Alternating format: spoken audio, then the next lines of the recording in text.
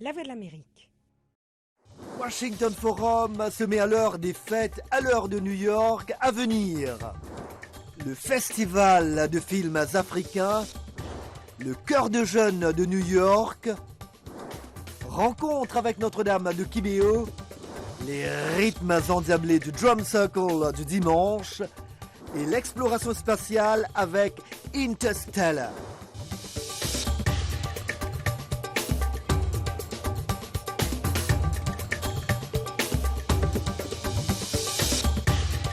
Bienvenue et mille merci de votre fidélité à Washington Forum. D'habitude, je vous dis Jacques Aristide dans la capitale américaine, mais vous l'aurez remarqué, je ne suis ni à Washington ni en studio parce que je suis en plein air à New York.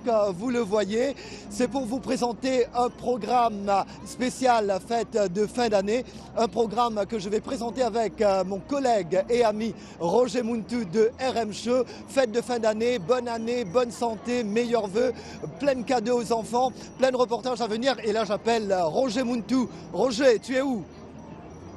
Roger? Bah voilà. Je m'excuse, Jacques, écoute, je dois être au téléphone. C'est New York, on doit être au téléphone, on doit appeler les amis pour leur dire qu'on est à New York. Roger, mais quand même, faut pas partir en vadrouille comme ça. Pas encore, peut-être plus tard. Voilà, je le disais, reportage à venir dans cette émission spéciale, la fête de fin d'année. Et d'ailleurs, sans plus tarder, Roger, un premier reportage du cinéma. Mais du cinéma, c'est très important, c'est New York. Ici, à New York, le cinéma, c'est très important. Et le cinéma africain, c'est encore plus important. C'est un festival pour les Africains, pour les cinémas, les films africains. Et c'est en cours en ce moment où il y a ce festival qui est très important, qui valorise la culture africaine. Et sans plus tarder, on va suivre ce petit reportage. Nous revenons dans un instant. Extrait de La Pirogue, l'un des films africains présents au Festival international du film africain de la diaspora. Chaque année, durant 2 semaines, ce festival offre aux New-Yorkais la chance de voir des films et des documentaires de partout dans le monde. Ces œuvres ont une chose en commun, elles racontent des histoires des gens de couleur. Cette année, l'affiche comporte par exemple un documentaire explorant les racines africaines du tango, la musique argentine, et une fiction narrative au sujet d'une femme ayant grandi en France et qui est à la recherche de son père en Guadeloupe. Un des films tournés en Guadeloupe. Le festival présente aussi un documentaire musical sur les prostituées nigérianes en Europe. Si vous arrêtent, ne dites rien. Même pas un mot à la police. Ne leur dites pas qui vous a amené en Europe. Ne leur dites pas où vous habitez. Ne leur donnez pas vos informations. Colin Burchett fait partie des membres de l'église Riverside Church African Fellowship qui se sont portés volontaires au festival. Ils représentent les cinéastes africains, ceux qui ont des difficultés à faire entendre leur point de vue dans les médias officiels. La cinématographie par les Africains a été découragée, même illégale dans certains pays avant l'indépendance. Le professeur Molefi Kete Asante de Temple University. Pendant la période coloniale, le film avait un sens principalement politique et servait aussi à mettre en exergue les atrocités de l'apartheid. Quand je grandissais en Afrique du Sud, les films qu'on regardait vous donnaient envie de vous lever et faire quelque chose pour changer la situation. Cette année, le festival célèbre les 20 ans de démocratie en Afrique du Sud. Mabato Ramagoshi, président de la National Film and Video Foundation, a présenté plusieurs jeunes cinéastes sud-africains. Nous savons, lorsque nous investissons en la jeunesse, nous investissons pour notre propre avenir. S'il vous plaît, regardez-les et soutenez-les à l'avenir. Zuko Nodada a réalisé le film Between Friends, Entre amis, première comédie romantique d'Afrique du Sud. Comment pouvez-vous vous moquer de moi? Je pense qu'il était temps que les gens regardent un film à l'issue duquel ils se sentiraient à l'aise. C'est la meilleure façon de raconter une histoire de retrouvailles où vous voyez un groupe de jeunes dans un magnifique pavillon, juste en train de passer des vacances. Autre thème des films du festival cette année, les questions raciales en France, les Noirs en Amérique latine et dans la Caraïbe. Caché. Pour l'instant, cachère, halal, comme tu veux. Voilà pour ce festival cinématographique pour les Africains. Et voilà Roger. Très important Jacques, on a bien vu que ça valorise la culture africaine ici aux États-Unis. C'est quelque chose de très important et comme on l'avait dit, je dois encore souligner Jacques, ça avait commencé petit hein, mais ça grandit bien sûr. Mais évidemment, et vous-même Roger, vous êtes un peu acteur, vous faites votre cinéma littéralement. Acteur, mais c'est beaucoup plus dans Nollywood, hein, dans le film nigérien comme on dit, ou les films ghanéens, les films africains, mais pas autant, hein, pas comme Jacques Aristide parce qu'il faut dire la stagiaire Darina qui était passée à la VOA, hein, sur VOA Afrique, nous a dit Jacques, c'est un acteur au pays aussi. Ah ouais, mais bon, j'ai qu'est-ce joué que dans j'avais à un nous dire feuilleton local d'une 50aine d'épisodes, ça s'appelait C'est la vie, et je jouais le méchant dans... Le méchant. Le méchant. Jacques Aristide, le méchant. Donc, qui n'est pas moi du tout, absolument. Voilà, Roger, vous êtes acteur, on est acteur. Ouais, mais est-ce que vous êtes chanteur, Roger? Chanteur, Jacques, un grand chanteur dans la salle de bain. Je chante quand je prends ma douche, hein, et là je chante avec une voix rock. Hein. Tu ne veux pas entendre une ça. Voix rock. Mais tu chantes toi, Jacques? Pas du tout, pas du tout. Alors je vais même pas tenter de chanter, Roger, pas du tout, parce que je ne veux pas faire fuir nos amis fidèles qui nous suivent en ce moment. Ouais. En revanche, je connais des jeunes bourrés de talent, bourrés d'énergie. Ils chantent comme des pros, ils font la fête sur scène. Il s'agit du chœur des jeunes de New York et je vous invite à aller à la rencontre de ces jeunes. On regarde. Le choix était indiscutable. Pour inaugurer le musée du 11 septembre en mémoire des hommes, femmes et enfants qui ont péri en 2001 lors de l'effondrement des 2 tours du World Trade Center, c'est le chœur de jeunes de New York qui a fait vibrer le cœur des survivants, des familles des victimes et des dignitaires, dont le président et Madame Obama. Le chœur, qui a été primé à maintes reprises, regroupe des jeunes dont l'âge varie de 7 à 18 ans. Après d'intenses auditions, ils se retrouvent sous la houlette du directeur artistique, fondateur et chef d'orchestre Francisco Nunez. Le résultat est époustouflant.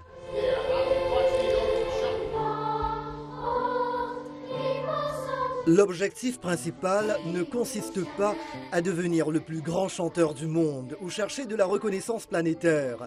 Mais pour Francisco Nunez, il s'agit de leur ouvrir les yeux sur le monde, vers leurs semblables, d'une belle manière à travers la musique. La musique fait vraiment une différence dans la vie d'un enfant. Elle change qui ils sont, elle leur change leur cerveau, car elle le fait grandir. Elle leur donne des idées de découvrir d'autres cultures. Ce que je veux faire, c'est réunir les enfants de différents quartiers à travers le concept du chant, le concept de la musique. Si vous côtoyez des gens différents, vous en tirez une multitude d'expériences.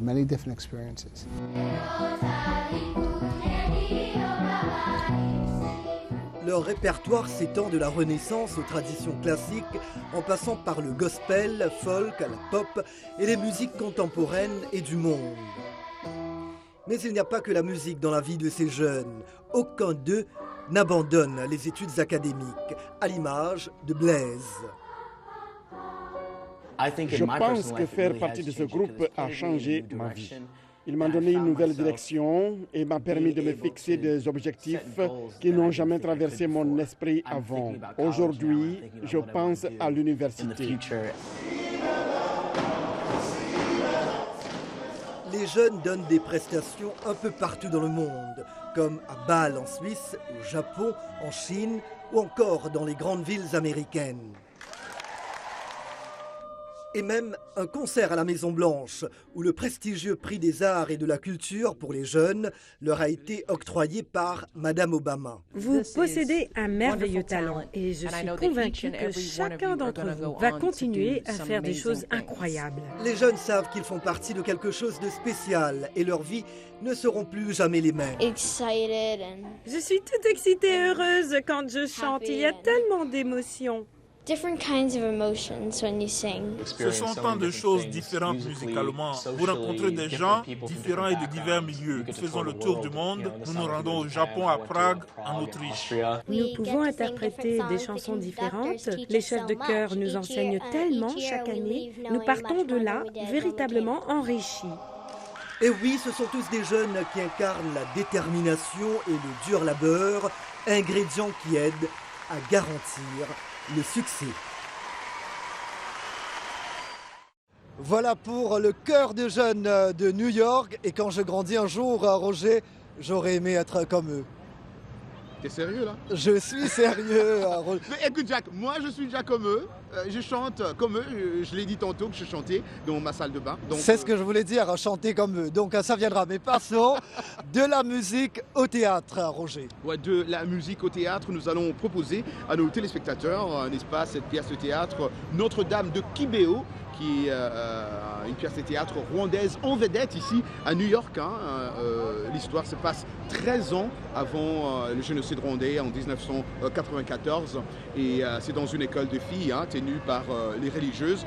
Je ne vais pas trop m'attarder là-dessus, Jacques. On va laisser notre collègue Nicolas Pinault nous en dire plus. Cette histoire s'inspire d'une histoire vraie. En 1980, 3 jeunes femmes d'une école catholique du sud du Rwanda affirment avoir vu la Vierge Marie.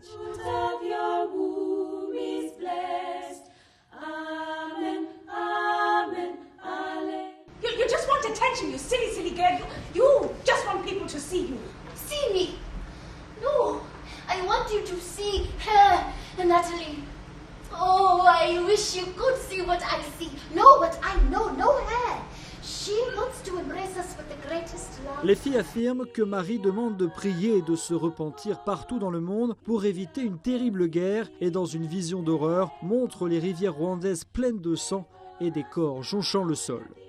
Pour de nombreux Rwandais, cette vision semble annoncer plus tard le génocide de 1994. La dramaturge, Kateri Hall, avait 13 ans quand elle a entendu parler de cette histoire pour la première fois.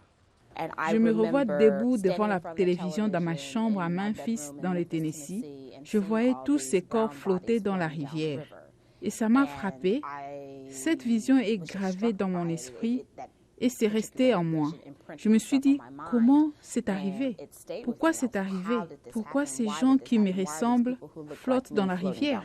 Ce n'est que quelques années plus tard, quand elle s'est rendue au Rwanda, que l'auteur a entendu l'histoire des visions de Kibéo. J'avais toujours voulu écrire au sujet de moments tumultueux de l'histoire. Je me suis dit, c'est la façon parfaite, c'est le cadre idéal pour le faire. Je ne voulais pas faire la pièce traditionnelle sur la période du génocide. Je voulais quelque chose qui ait lieu avant.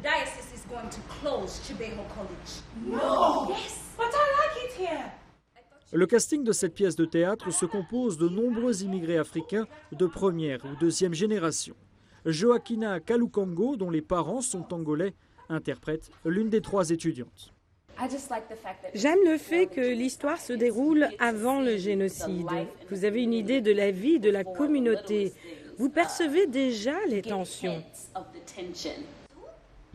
La représentation de Notre-Dame de Kibéo a pris fin dans ce théâtre new-yorkais le 7 décembre dernier. Une pièce de théâtre, un hommage aux nombreuses victimes du génocide rwandais. Roger, nous sommes bien évidemment en période de fête, mais nous n'oublions pas nos frères et sœurs en Afrique de l'Ouest qui sont confrontés en ce moment à l'épidémie d'Ebola. Il faut dire qu'il y a beaucoup d'artistes africains qui ont apporté leur voix à la campagne anti-Ebola. Évidemment, et là nous parlons des grands artistes, Jacques, nous parlons de Tikenja Fakoly, nous parlons de Mokobe, Amadou et Mariam, nous parlons de Salif Keita qui ont produit une chanson Africa Stop Ebola pour sensibiliser, n'est-ce pas, tout le monde en Afrique, de comprendre que cette maladie ou ce virus existe. Nous suivons Africa Stop Ebola. New York, évidemment, il y a des gens qui parlent français à New York, Roger, et on a des filles avec nous. Comme toujours, on a la chance de voir tout ce groupe d'élèves, on ne sait pas d'où ils viennent, on va poser la question, savoir d'où ils viennent évidemment. Ouais. Et on va parler à Nicole. Nicole, tu parles français, alors oui. Raconte-nous qu'est-ce qui se passe, vous êtes ici à New York, vous faites quoi? Joyeux Noël. Parfait, joyeux Noël, bonne année. Oui, alors dites-nous, vous venez d'où? Venez d'où, quelle école? What's your school? What's the name of the school? Et c'est dans quel état? What state is that in? New York City. New York City. Voilà, elles sont de New York, hein, mais je crois elles ont déjà commencé par dire Joyeux Noël. On va dans 1, 2, 3, on va dire Joyeux Noël, ok? Voilà, donc il y a des gens qui nous regardent partout dans le monde évidemment. et qui parlent français en Afrique francophone. Donc, qu'est-ce que vous voulez dire à tout ce beau monde qui nous regarde? 1, 2, 3. Joyeux Noël! Jacques Aristide et Roger Muntu de retour avec vous dans Washington Forum. Et voilà, maintenant on va passer aux commentaires Facebook. Il y en a eu une tonne évidemment sur notre page Facebook. Ce qui a retenu votre attention en 2014, vos attentes également pour 2015. Roger, on commence par vous. Voilà, Jacques, évidemment, nous avons Jean-Paul Amissa de Kinshasa. La mort de Nelson Mandela a rapproché les deux frères ennemis, le Cuba et les États-Unis d'Amérique. Obama et Raúl Castro se sont serrés la main aux funérailles de Mandela. Pour 2015, mon rêve est que la Palestine devienne un État. Que Dieu exhorte les Américains à accepter que la Palestine devienne un État, car le monde a tant toléré ou même favorisé les massacres à répétition des Palestiniens. Pamela Bindumbi de la République centrafricaine. Ce que je retiens, c'est la guerre en RCA et la première femme qui dirige le pays. Jacques Némi-Zouzi de la RDC. Ce que je retiens, c'est le discours de Dr Mukwege. Adama Sawadogo du Burkina Faso. Ce qui m'a marqué, c'est la révolution burkinabé. Voilà pour les commentaires Facebook. Nous sommes à New York, bien évidemment, mais on va faire un petit saut à Washington. À Washington, où une tradition est en train d'être respectée dans un petit parc un peu connu, Roger. Exactement, une tradition où beaucoup de gens se rencontrent pour jouer le tam-tam. Je ne sais pas si tu sais, toi, jouer au tam-tam. Pas du tout, mais en tout cas, j'aurais aimé le faire, Roger. Ce sera mon plan quand je retourne à Washington. Mais il s'agit du Drum Circle du dimanche. Et ça se passe dans le Meridian Hill Park. Jean-Roger Villon nous emmène découvrir. Oh, je ressens beaucoup de puissance et d'énergie ici quand je viens battre du tam-tam. Ce monsieur, c'est Shango Kwame. Il joue au tam-tam depuis plus de 20 ans. Jouer ici me rappelle l'Afrique, la mère patrie. Partout en Afrique, les tambours est joué pour célébrer. Les gens l'utilisent pour les fêtes. Si la mer réchauffe, juste venir ici et jouer à chaque fois. Plus de 50 batteurs, principalement des Africains américains, jouent des instruments de percussion de différentes tailles, formes et origines. Certains sont professionnels, d'autres des débutants, mais tous ensemble, dans cette assemblée circonstancielle, créent à l'unisson une rythmique de tambour africain. La dynamique du rythme amène des centaines de gens à écouter et à danser. William Taft, un ancien du groupe, explique que le cercle du tambour a des racines profondes dans l'histoire des Noirs qui habitent Washington depuis 1862. C'est le point le plus visible à Washington. Lorsque les premiers esclaves ont été libérés d'ici, la première chose qu'ils ont faite, c'était de procéder au rituel de la culture percussionniste africaine le premier jour de leur émancipation. Mais selon Taft, le rassemblement hebdomadaire a commencé en 1965 quand les batteurs ont joué dans le parc pour honorer le militant des droits civiques Malcolm X après son assassinat. Washington, d'ici à l'époque, était surnommée la ville chocolat, ce qui implique que la culture noire était très forte. Et ce parc a été principalement utilisé pour les activités de la culture noire et celles liées à la libération. Depuis cette époque, Meridian Hill Park est connu dans la communauté comme étant Malcolm X Park. Au début, Taft dit que le groupe était plutôt petit, intime. Les musiciens enseignaient le tambour et la culture africaine. Comme les quartiers autour du parc ont changé au fil des décennies, le cercle a changé aussi. D'autres batteurs se sont joints à l'ensemble, d'autres races, et la foule qu'elle attirait dans le parc est devenue plus nombreuse et plus diversifiée. Avoir l'énergie que les percussionnistes génèrent vous élève vraiment à un niveau supérieur. Vous entendez le fond sonore. C'est presque l'effet d'une boisson énergétique.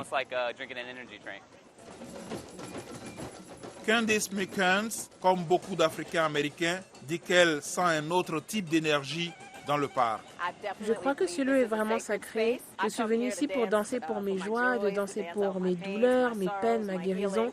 Je suis venue ici pour tout cela. Les vibrations spirituelles de la musique, les vibrations thérapeutiques, c'est quelque chose que nous connaissons dans notre culture. Donc, c'est le cadeau que nous donnons à tout le monde qui vient. Les batteurs espèrent seulement que cette tradition du dimanche à Meridian Hill Park va se perpétuer et ils prennent leur rôle très au sérieux. Et voilà, je sais quoi faire quand je retourne à Washington. Et d'ailleurs, je vais emmener Daniela, vous ne la voyez pas, aller derrière la caméra.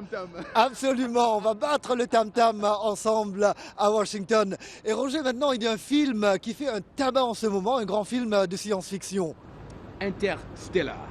Un film réalisé par un grand, Christopher Nolan, bien connu dans le milieu Hollywood, et aussi le grand acteur. Ah oui, Matthew McConaughey qui a reçu un Oscar dernièrement. Il faut dire, ce film, Roger, c'est l'exploration spatiale, c'est une découverte vraiment très intéressante. Et d'ailleurs, il y a une personne qui aime l'univers comme moi, Nathalie Barge, et elle nous fait ce reportage.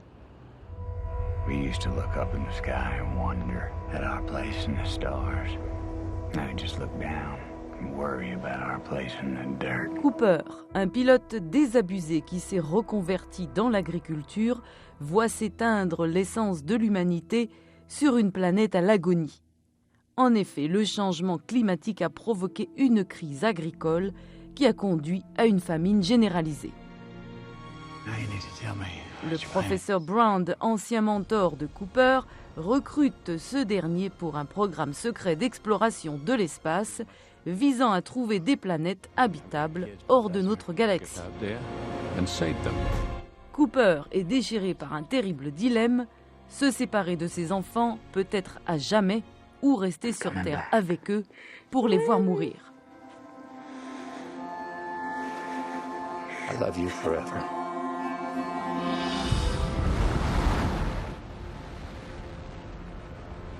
Le cinéaste Christopher Nolan lance les astronautes dans l'immensité de l'espace.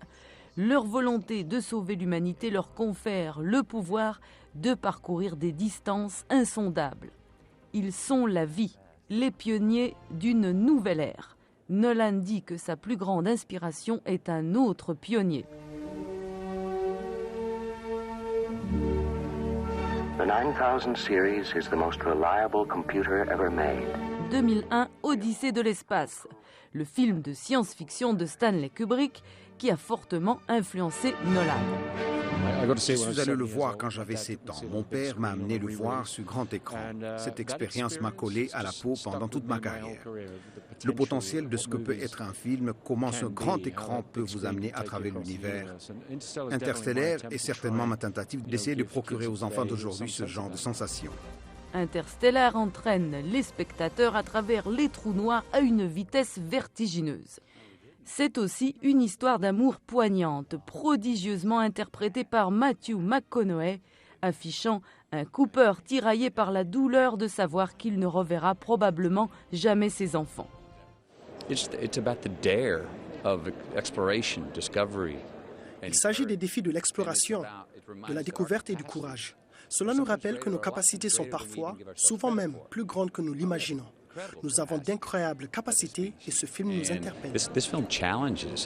Anne Hathaway joue le rôle de la fille du professeur Brown, Amelia, un des astronautes de ce voyage sans retour. Elle dit que son rôle était très exigeant émotionnellement et physiquement. Je suis un garçon manqué, donc je n'ai pas l'habitude d'admettre quand le challenge est grand pour moi. Mais c'était vraiment dur, le costume était lourd. Jessica Chastain interprète la fille de Cooper. Elle devient une scientifique qui travaille contre la montre pour sauver l'humanité. C'est le genre de personne qui sait faire preuve d'intelligence, une personne capable en participant activement à notre propre monde avec ses propres émotions. Généralement, une femme intelligente et capable n'est pas vraiment autorisée à être émotive. Do not go gentle into that good night. Old age should burn. L'émotion dans ce drame de science-fiction est en effet la clé de l'énigme, d'où le choix sans doute d'un poème de Dylan Thomas, un message parcourant l'immensité de l'espace via la voix de Michael Caine. Un message de lutte contre la montre et la mort. we'll find a way. We always have. Voilà, merci Nathalie pour ce reportage. De la fiction à la réalité, il n'y a que pas, Roger. Mais la réalité, pour l'heure, c'est que toute bonne chose, malheureusement, a une fin. T'es sûr que c'est fini? T'es sûr qu'on doit rentrer à Washington? On doit rentrer à Washington. Moi, je veux rester ici avec ce sapin-là. En tout cas, moi, j'aurais aimé rester à New York. Mais c'est pas grave, on reviendra. Mais voilà, Roger Muntu, je te remercie. Merci, Jacques. Bonne année, meilleurs vœux. Pareillement. À toi et à toute la famille. Thank you, sir. Et merci à toute l'équipe qui nous a aidés à faire cette émission aujourd'hui. Ils sont nombreux. Merci. Oui, ils sont nombreux. Il y a Linda Ring, Lionel Gaïma, Michel Joseph, Marika Ourbe et Daniela ici à New York qui nous a aidés. Donc merci à elle. Évidemment, je remercie. Daniela, elle est superbe. Elle est superbe. Et je remercie toutes nos radios et télépartenaires qui nous soutiennent en Afrique. Merci et je vous présente tous nos vœux. Bonne année, meilleurs vœux à vous. Et bonne année, meilleurs vœux également à tous nos auditeurs, à toutes nos auditrices, à toutes nos téléspectatrices, à tous nos téléspectateurs. C'était Jacques Aristide à New York. Je vous dis à l'année prochaine. Et moi, j'ai dit Peace Africa.